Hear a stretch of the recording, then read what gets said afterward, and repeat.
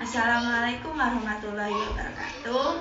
Halo semuanya, perkenalkan nama saya Uswa Devi Kurota Ayun dengan NIM 210404092.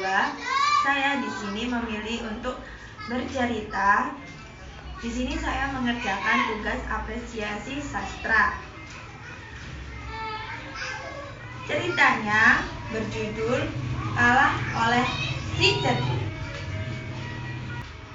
Di sebuah hutan ada sumber air yang tidak pernah kering. Airnya jernih dan mengalir sebuah telaga. Semua binatang yang menjadi warga di hutan itu minum dari sumber air yang sama.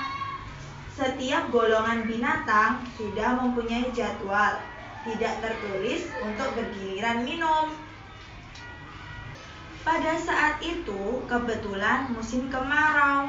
Semua binatang merasa sangat haus, tetapi tidak ada yang berani minum di luar jadwalnya.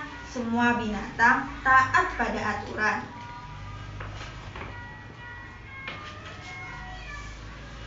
Pada suatu pagi yang cerah, banyak binatang menuju sumber air. Sesampainya di pinggir telaga, mereka tidak mau turun karena airnya kotor, digunakan untuk berkubang oleh seekor badak. Kata badak, enak sekali di sini. Segar sekali saya sedang berkubang. Lalu semua binatang-binatang itu mengelilingi telaga. Mereka memperhatikan telaga. Setelah itu, binatang-binatang itu mengelilingi telaga. Mereka memperhatikan tingkah laku sang badak.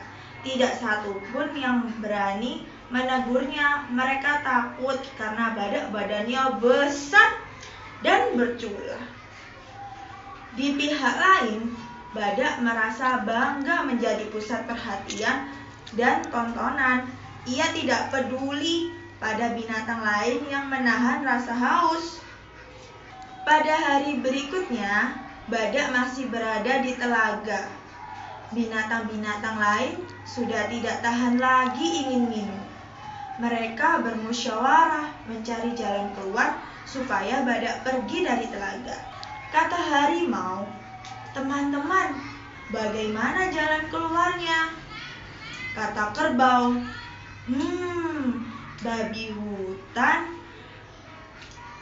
kamu kan punya sihung, coba digunakan. Jawab babi hutan sambil menggelengkan kepala.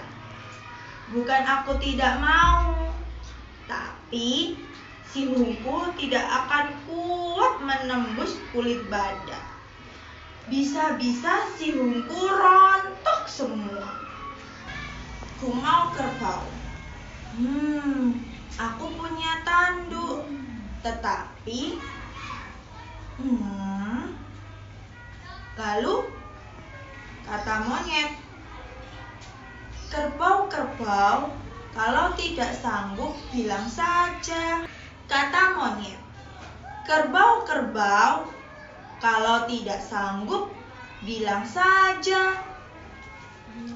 Lalu kerbau bertanya, "He, kamu berani, nyet?"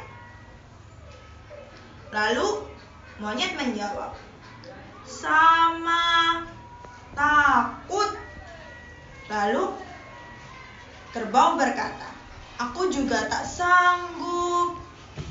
Kalau begitu, ular sanca jangan cuma bergantung di akar.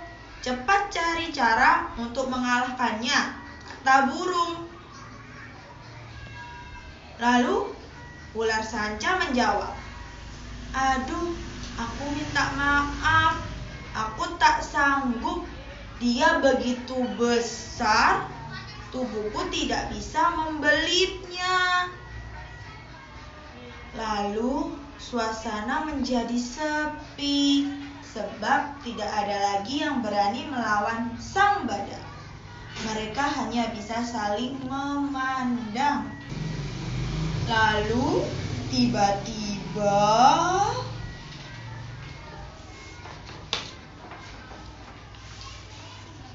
Harimau berkata, "Jika kita tidak sanggup, kita minta tolong pada sang kancil saja.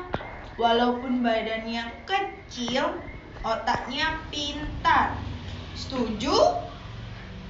Lalu mereka menjawab dengan serempak, "Setuju." Lalu harimau melihat kancil. "Bagaimana, kancil?" Lalu kancil menjawab, "Loh, kalian ini bagaimana? Tidak punya malu? Aku ini tidak punya kemampuan dan tidak punya kekuatan apa-apa." Lalu binatang banteng berkata, "Jangan pura-pura, kancil.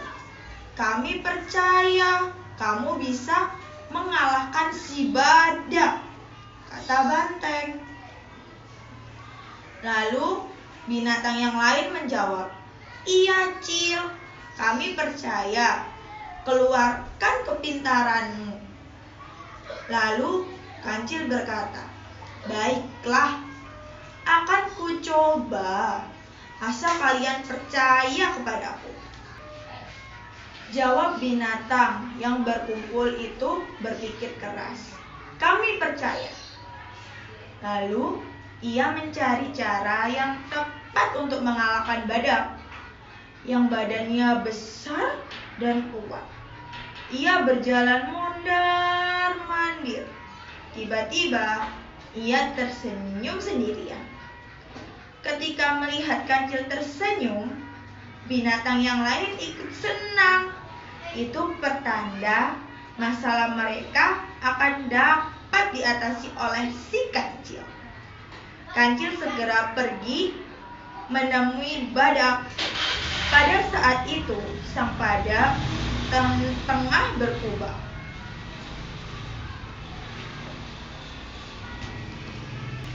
"Selamat siang, Tuan yang sangat kami hormati, yang gagah perkasa, yang tidak ada tandingannya.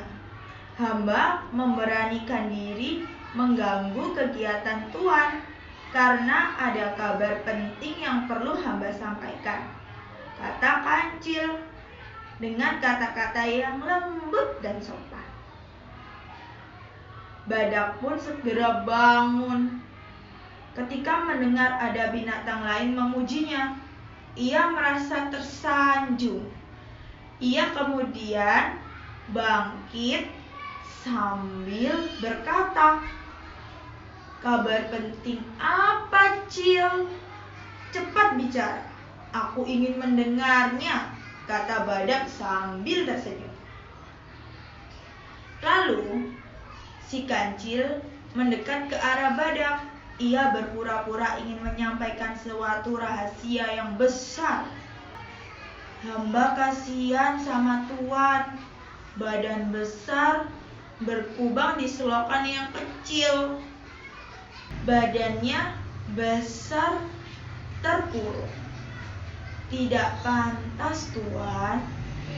"Oh iya, ada makhluk yang berkhianat pada Tuan.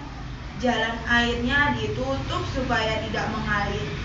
Sayang, makhluk itu tidak kelihatan oleh mata kita. Dia makhluk goib," kata kancil. "Apa? Ada yang jahil?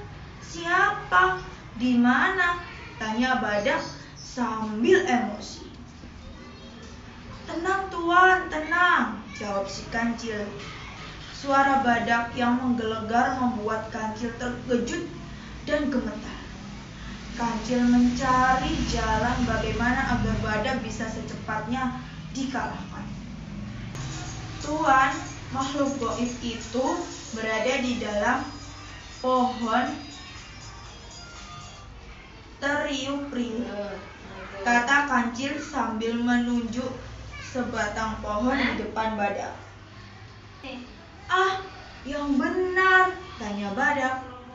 "Benar, Tuan. Tuan harus mengawasi mereka dengan cara berdiri di bawah pohon teriup itu setengah hari. Kemudian Setelah setengah hari lagi, barulah Tuan berkubang di telaga.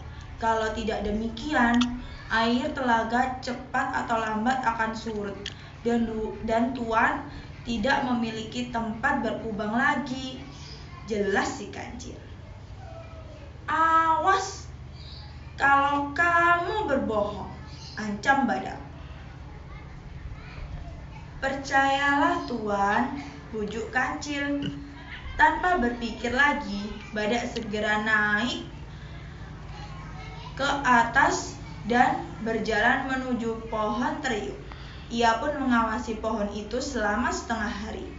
Sementara itu, binatang yang lain satu persatu berdatangan untuk minum air di telaga.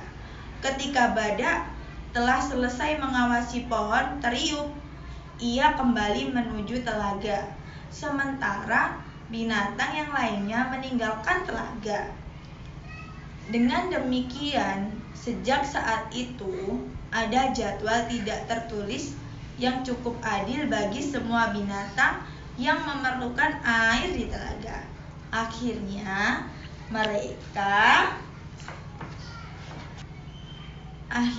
mereka mengucapkan terima kasih kepada sang kancil yang cerdik itu. Berkat kecerdasannya, masalah di lingkungan mereka dapat teratasi. Selesai sudah teman-teman cerita dari saya tentang kalah dengan si cerdik. Assalamualaikum warahmatullahi wabarakatuh.